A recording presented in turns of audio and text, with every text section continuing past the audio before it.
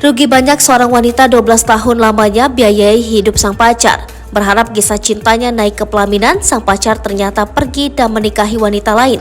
Sosok Ayu Wulandari merupakan wanita yang viral usai curhat ditinggal sang pacar yang nikahi wanita lain setelah 12 tahun ia biayai. Wanita 25 tahun ini diketahui bekerja sebagai karyawan swasta asal Makassar.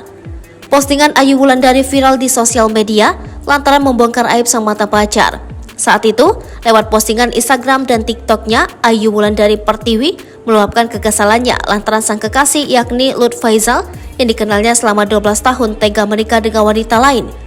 Dalam postingannya, Ayu Wulandari juga mengungkapkan betapa hancurnya mentalnya juga keluarganya atas kelakuan si pria. Ia juga menyesali banyaknya materi yang ia keluarkan untuk membiayai mantan pacarnya itu sejak SMP hingga lulus S2.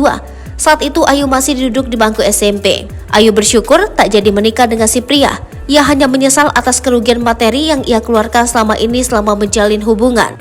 Tak hanya itu saja, menurut pengakuan wanita yang kerap disapa Wulan ini, selama pacaran dengan Lutfi Faizal, total kerugiannya mencapai 218 juta rupiah.